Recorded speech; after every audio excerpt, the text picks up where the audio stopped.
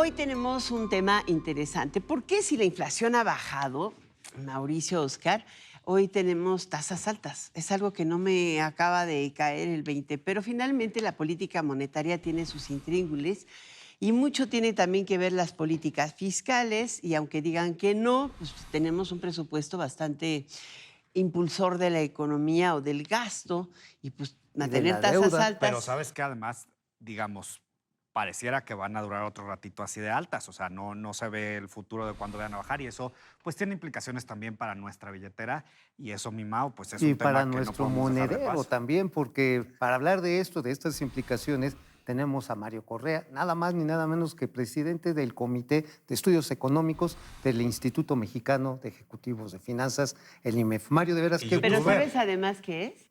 ¿Qué? Ah, youtuber, directo. Miren, lo primero, la inflación es un gran problema que enfrentamos todos y todos los días. O sea, la gente cuando va a comprar el súper y ve que las cosas están más caras, eso es la inflación. Y el problema, ahorita que mencionaban por qué las tasas siguen altas, es que la inflación no está controlada todavía. Va bajando.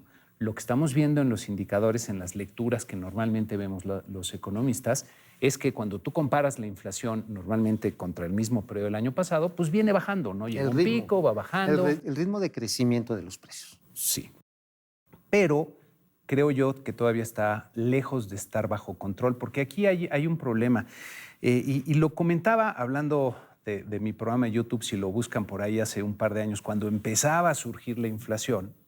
Una de las cosas que comentaba en aquel entonces es que pues ya mucha gente no se acuerda del problema que era la inflación. Inclusive los banqueros centrales hubo un momento en que estaban tratando de reactivar la inflación, tratando de obtener un mayor crecimiento, pero se nos olvida, muchos que no nos tocaron aquí, veo muchos que tenemos experiencia, Sí. alguien más joven por aquí, que no les tocó vivir las épocas de inflación. Bueno, nosotros alta en éramos el jóvenes, país. ¿no? En la Nosotros etapa nos- de Miguel de la Madrid, de Sí, López claro. Portillo, de Echeverría, eran inflaciones superiores al 100%. Entonces se nos olvida que la inflación es un bicho difícil de matar. En México nos llevó casi una década lograr que la inflación bajara de forma consistente de niveles arriba del 10%. Más una crisis financiera brutal. Una serie de Bancaria, ajustes financiera, de durísimos. pagos. Ujú. Pero 10 años, Alicia. Sí. 10 años para más o menos tenerla controlada en niveles del 4%. Pero una década para manejarla de 8 a 4. Yo creo que Esa a lo sería que te la refieres no es intención. que los niveles de precios absolutos son notablemente más altos a estas fechas que como había antes de la pandemia, por ejemplo. Sí, ¿Cuál es el origen yo de creo eso? que tocas un buen punto, porque una cosa es el nivel de precios, el precio que enfrentas tú hoy día para comprar cualquier cosa, y otra cosa es la inflación. Algo que causa, creo, mucha confusión entre la gente a nivel de la calle y lo que decimos los economistas es que cuando los economistas hablamos de inflación, estamos hablando de un crecimiento sostenido en el nivel general de precios. Sostenido quiere decir en el tiempo, en los siguientes 2 o 3 años. La gente cuando habla de la inflación dice, hoy me subió el precio del bistec 30 pesos. El huevo. O lo que sea, el huevo o el limón, que es por otras razones, pero ese también está nivel de subiendo. precios sostenidos el bolsillo lo resiente, porque tú ibas hace un año y gastabas probablemente 3,000 pesos para llenar toda la cena completa casi del mes, y hoy esos 3,000 pesos apenas te alcanzan para la media de la semana. Ese es el problema con la Es la inflación, realidad. que Sí, se los precios, traduce a eso en se le menos llama bienes y carecía. servicios para el Exacto. bolsillo de las personas. Ya no es inflación, es carecía. Pero no teníamos un Carestía es cuando se programa de generaliza. acción contra la carestía, el paquete Alivianes, ¿no? Se llamaba diferente, pero... El básico. Pero ese. El PASIC. Fácil. Bueno, Cuéntanos pero el PASIC. sí, particularmente regresemos al tema. ¿Por qué el Banco de México decidió mantener sin cambio la tasa de interés si la inflación hace un año, ¿no? La general Ajá. estaba en 7.50, la otra, a la que todo el mundo le tiene miedo, que la subyacente, que es la que tiene precios más volátiles, O dicho de estaba otra en forma, 8,5, ¿no? ¿En cuántos Sí. chanclazos Y hoy- vamos a la cucaracha? Y hoy está pues en 5 una y en 4.80 la otra, entonces... Sí, Banco de México está actuando, creo yo, con gran cautela y por eso ha mantenido la tasa elevada y por eso está advirtiendo que la va a mantener elevada por un periodo prolongado, porque la inflación no está bajo control. Se ha visto en el pasado, por ejemplo, le pasó en Estados Unidos, cuando en los 70s vienen estos problemas de inflación y empiezan a bajar la tasa de forma prematura, la inflación rebota. Y el problema es que si eso pasa, tienes entonces que aplicar más dureza a la política monetaria, es decir, subir todavía más las tasas de interés por más tiempo.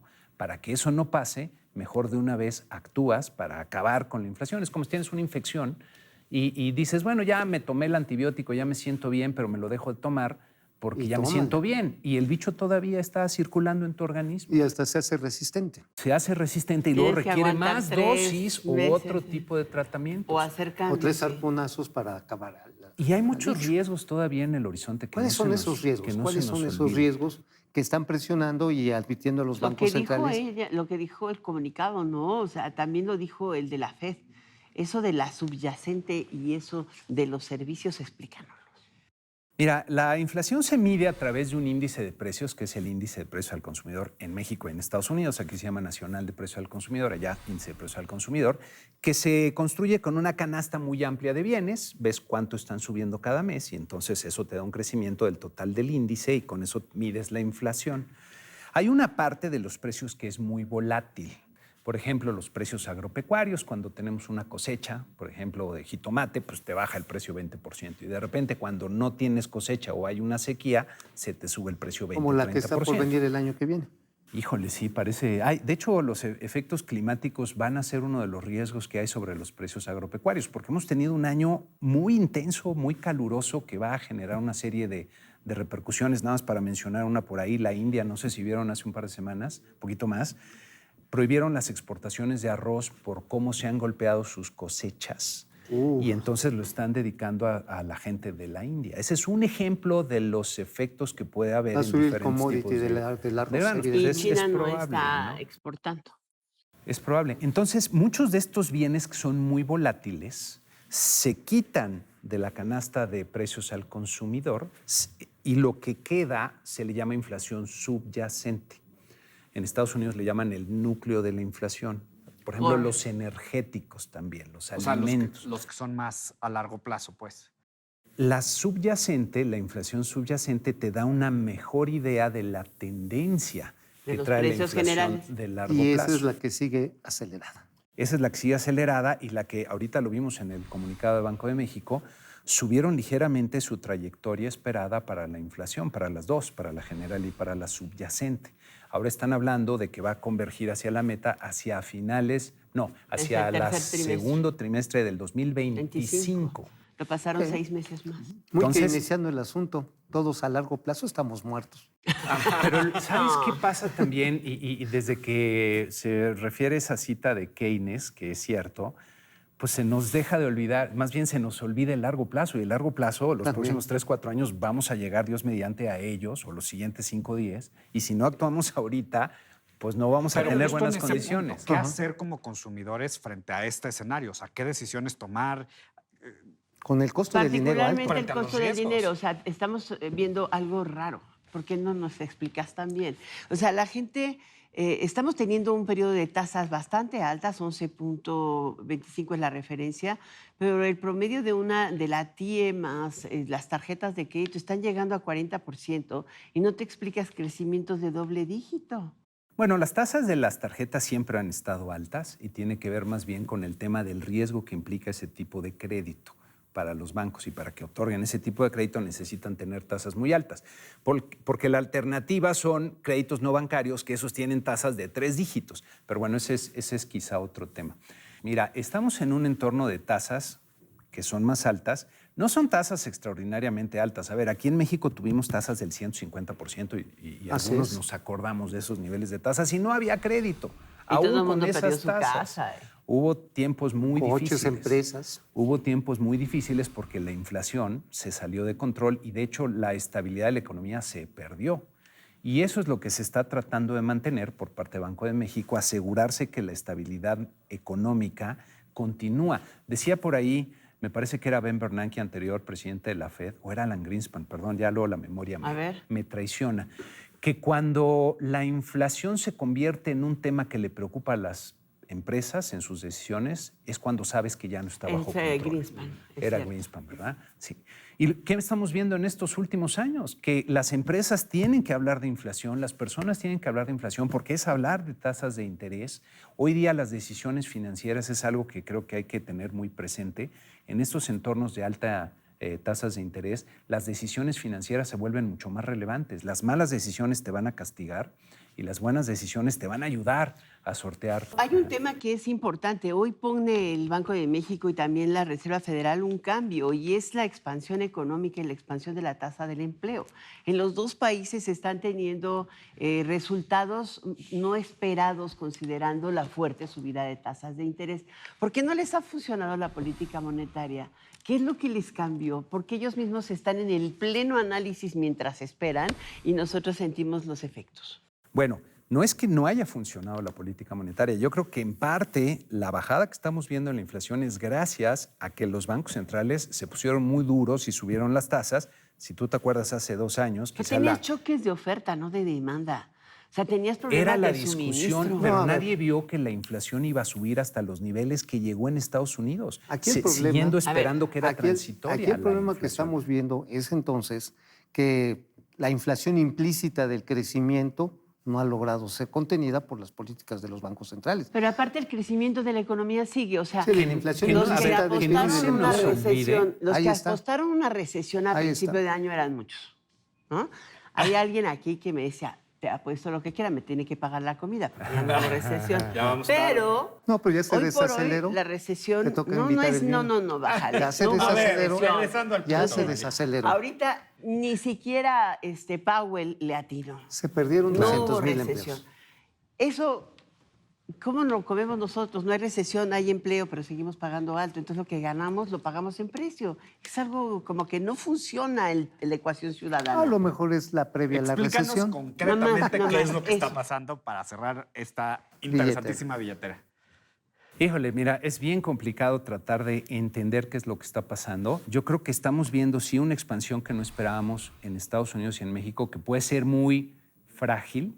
Por ejemplo, en Estados Unidos el consumidor se ha mantenido sorprendentemente dinámico, pero a raíz de un menor flujo de ahorro, si tú ves el consumo como proporción del ingreso, está en niveles del 81%, una cosa así, que no habíamos visto en una década. Entonces, están contentos gastando, Pero no están ahorrando.